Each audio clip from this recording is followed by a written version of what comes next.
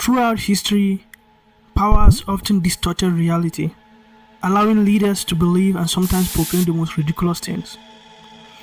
Nowhere is this more evident than in post-colonial Africa, where a select few heads of state have crafted god-complex personas rooted in absurdity. None of those figures loom as bizarre as Jean-Bédel Bokassa. Drenched in grandiosity and self-delusion, his regime has left behind a trail of ridiculous crimes. In sheer extravagance, Bokassa crowned himself emperor in a lavish ceremony patterned after that of his hero, Napoleon. He didn't stop there. He insisted that he was the 13th apostle sent by God to rule. In a country struggling for post-colonial identity, Bokassa didn't just wield power. He turned it into a spectacle of excess and fantasy. He didn't just rule. He rewrote reality in ways that boggled the mind.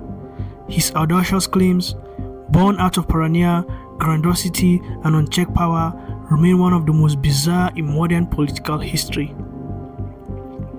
Welcome to another episode.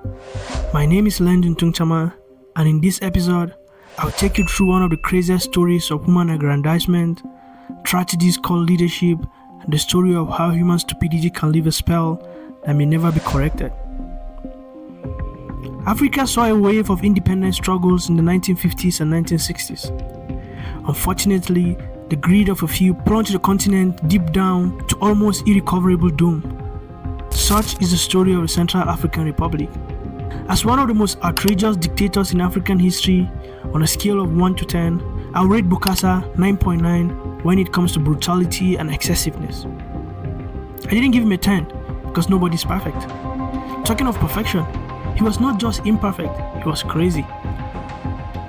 Although Bokassa recorded fewer deaths than other dictators, his regime was no doubt one of the most cruel and brutal. What made Bokassa such a terrible leader, and what were some of the most incredible cruelties he exhibited?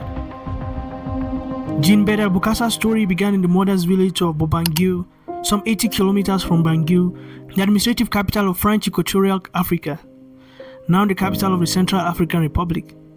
Born on February 22, 1921, Bokassa was the son of Mindigo Mufosa and Marie Yokowa. His early life was marked by hardship.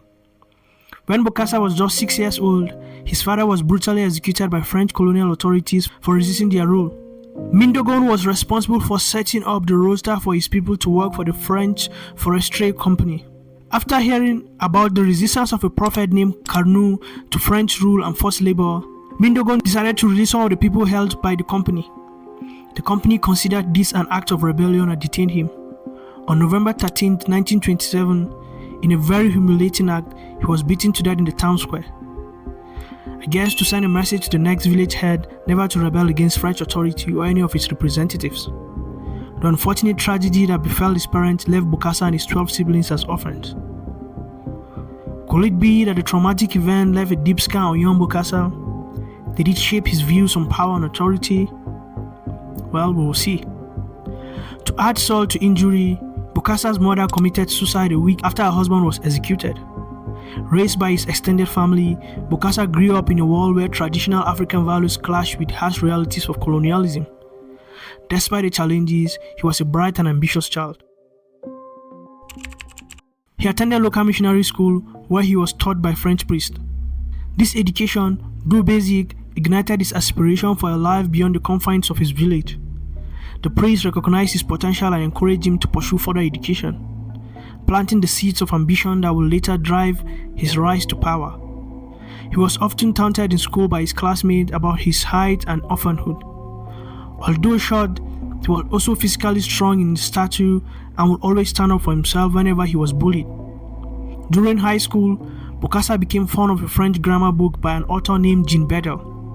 His teachers noticed his attachment to that book and started calling him Jean-Bédel. And that was how the name stuck. Bokassa studied under two priests. First, it was Father Gruner who educated him, intending to make him a priest. Realizing that he does not have the commitment to study and the piety required for the occupation, Gruner referred him to Father Comte's school in Brazzaville, where he developed his cooking abilities. At the age of 18, Bokassa enlisted in the French colonial army, following advice from his grandfather and Father Gruner. His military career began in 1939, just as World War II erupted across Europe. He fought in various theaters in World War II, including in North Africa and Europe. He served in the 2nd Battalion de Marche and became a corporal in 1940. A year later, he was promoted to Sergeant Major. After the war, Bokassa decided to stay with the army in France after considering the opportunities available for training, travel and other benefits that were otherwise unavailable back in the Central African Republic. In one of those opportunities, Bokassa was enlisted to be trained in radio transmission and then proceeded to train in the officer training school in St. Louis, Senegal. On 7 September 1950, Bokassa headed for the Indochina War as a transmission expert with the Colonial Battalion of Saigon Cholon.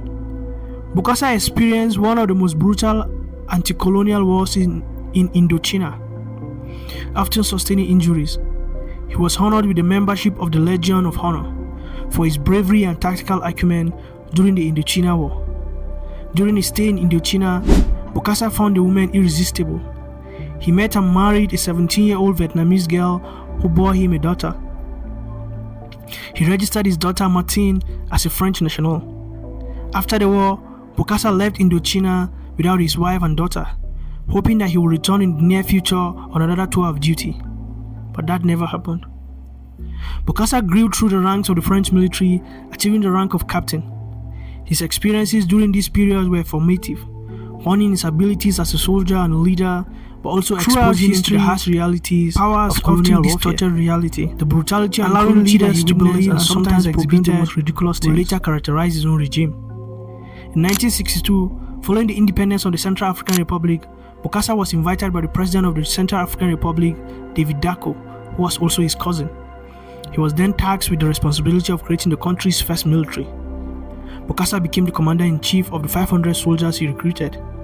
Due to his experience in the French military and his relationship with David Dacko, he quickly rose through the army ranks and became the country's first colonel. Bokassa had a charming and humorous nature and excellent charisma that appealed to ordinary people. But Bokassa had one critical flaw in his character, and that was an insatiable desire for attention. Bokassa wanted recognition, especially on stage. He would often appear in public wearing his full military decorations. He insisted on sitting next to the president at ceremonies to display his importance in the government. This often led to heated argument with the chief of protocol, Jean-Paul Baute, who admonished that Bokassa does not follow the correct sitting order at the presidential table. The developing nation was fraught with political instability, and Bokassa, leveraging his military background, positioned himself as a critical figure in the new government. David Dacko appointed him as the chief of staff of the armed forces. Bokassa's military career laid the groundwork for his eventual rise to power. His service under the French had instilled in him a deep understanding of military strategy and command, which he would later use to orchestrate a coup d'etat in 1966. President Dacko never saw Bokassa as a threat to his government. He would often dismiss him as a womanizer and a drunkard, and unable to plan and execute a coup. Although some of his cabinet members saw this coming, David Dacko publicly dismissed the likelihood of Bokassa taking control of the country by declaring in an official dinner that Colonel Bokassa only wants to collect medals and is too stupid to pull off a coup d'etat. This act that was done publicly embarrassed Bokassa, who was present at the dinner. After a while, President Dacko saw the threat, but it was already too late. There was a wave of coup d'etat in other African countries, and this raised an alarm for President David Dacko. He established a 500-man police force and an independent presidential security guard to neutralize the threat posed by Colonel Bokassa. In July 1965, President Dacko sent Bokassa to Paris as the country's delegate for the Bastille Day celebration.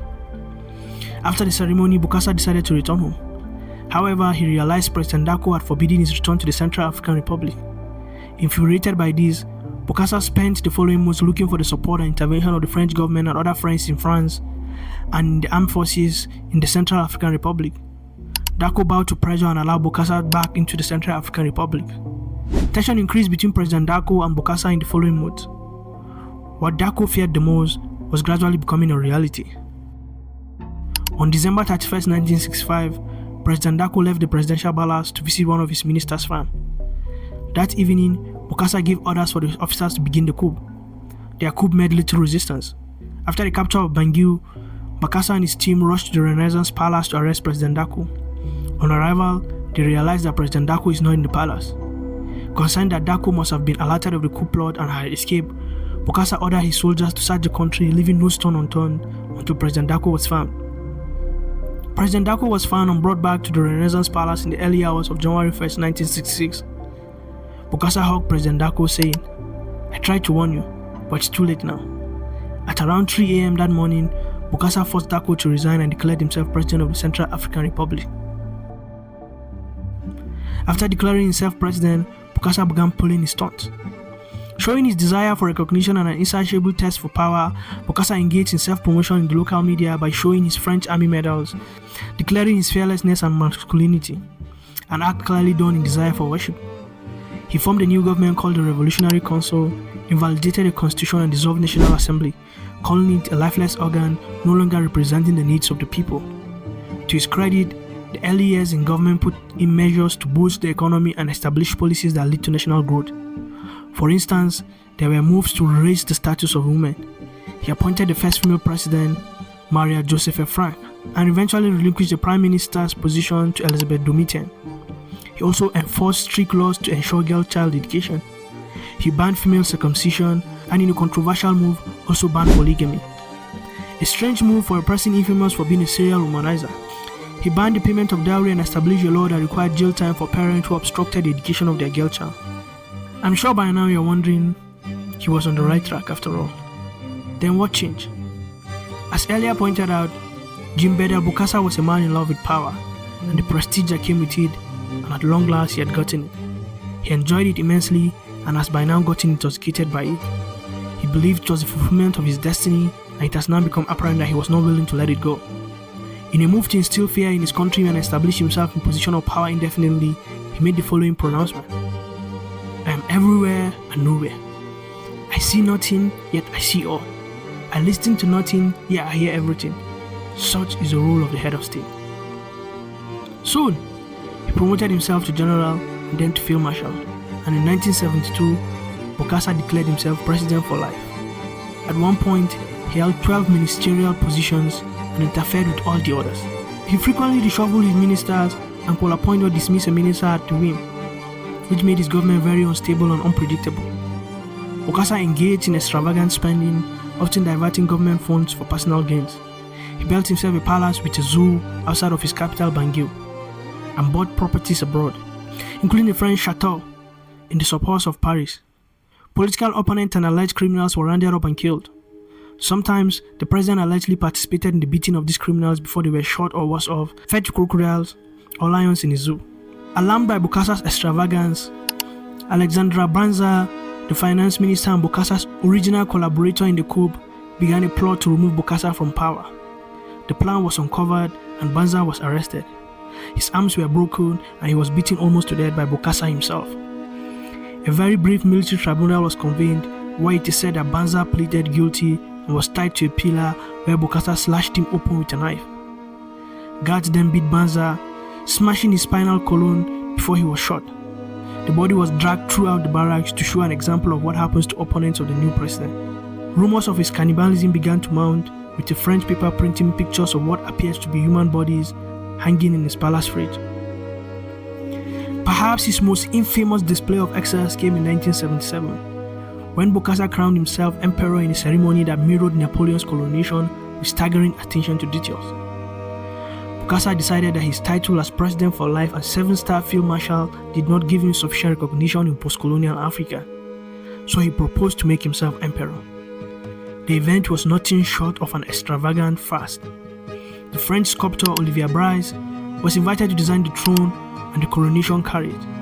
A team of 30 artisans were hired to fashion the 2-ton gold-plated bronze throne, which cost $2.5 million. The cost of jewelry alone for himself and his favorite wife, who was to be crowned the empress, was $5 million. He ordered 60 brand new Mercedes-Benz from Germany to carry his guests around. Bokassa ordered 24,000 bottles of Moet and Chandon champagne and his favorite Scotch whiskey, Chivas Regal. About 2,500 invitations were sent out. Many, including the Pope, refused to attend, seeing the spectacle as a waste of time. After the banquet was over, Bokassa allegedly turned to Robert de Gaulle, the French Minister for Cooperation, and said to him, "You never noticed, but you just ate human flesh." So, it is either Bokassa had a rare sense of humor about his alleged cannibalism, or his guests had just been served human flesh. He spared no expense, importing horses, carriages, and even the diamond-encrusted crown, all while his country languished in poverty. The full cost of the coronation was an estimated $50 million, a staggering sum that is equal to the country's one-year budget. Bokassa's clowning glory, as titled by a newspaper, became an object of ridicule and criticism by the international community. When he was asked why his many other African leaders did not come, he said they were jealous that he had an empire and they had none. By this time, anything was possible in Central African Republic. Absolutely anything. As long as Bokassa wanted it. When he wanted all women freed from prison on Mother's Day in 1971, it was done. Then he wanted all prisoners convicted of crimes against women executed. Done. For a man who banned polygamy, banned the payment of dowry, and established a morality task force to enforce these laws, ironically, he often lusted after other men's wives and will do anything to get a woman, even if it means getting it over her husband's dead body. Despite the gruesome rumors about Bokassa's brutality and the way he is treating the country as his own personal playground, he continued to enjoy French support and remained a very close friend of the French president, Valéry Giscard, with whom he will go hunting on Bokassa's private game reserves. President Valéry buys uranium from Bokassa, which was vital for French nuclear energy and weapons program during the Cold War era. Bokassa showered Valéry with gifts of diamonds and ivory. One of the most absurd and chilling examples of his authoritarian cruelty came in 1979, when he ordered all children to wear uniforms that could only be purchased from a factory owned by one of his wives. When the students protested, enraged by the exorbitant cost, Bokassa's response was brutal. In what would come to be known as Bangui School Massacre, dozens of protesting students were arrested, and Bokassa allegedly participated in their torture. According to some reports, he personally oversaw the execution of more than 100 school children, further cementing his reputation as a mad tyrant. Following this event, it became impossible for France to be seen associating with such a mad tyrant. In September 1979, while Bokassa was aboard in Libya, France orchestrated a coup d'etat that overthrew the government of Bokassa and installed David Dacko as the president of the Central African Republic, again marking the end of Bokassa's proclaimed empire. Bokassa initially sought refuge in France but was denied, so he fled to Ivory Coast and spent 4 years there before he was accepted in France, where he lives in his chateau on the outskirts of Paris, where he lamented bitterly about his exile while he was writing memoirs recounting how on President Valéry's visit to Central African Republic, they often engaged in orgies, sharing women in his palace. This was very embarrassing to the French government, who banned the book from publication. In 1986, he arrived in the Central African Republic to stand trial on charges of embezzlement, murder, and cannibalism. Although he was acquitted on the charges of cannibalism, based on the fact that President Kolimba had granted amnesty for all misdemeanors committed before he seized power from David Dacko, Bokassa was found guilty of murder in at least 20 cases and sentenced to death. The death sentence was later commuted first to life imprisonment and then to 20 years imprisonment. He was released in 1993 upon the return of democracy and the granting of state pardon to all prisoners as his final act before the return of democracy by President Kolimba. Bokassa lived in his palace in Bangui until 1996, where he died of heart attack. In his final days in Bangui, Bokassa kept declaring himself as the 13th apostle and alleged that he had frequent meetings with Pope John Paul II. Africa had had several dictators and tyrants, but perhaps none was more delusional than Jean-Bédel Bokassa. May his kind never hold power in Africa again. Have you heard of Jean-Bédel Bokassa before? What do you think of Bokassa's rule in Central African Republic? Please let us know in the comment section. Don't forget to subscribe to our YouTube channel, like, share this video with someone. Till I see you again. Bye bye.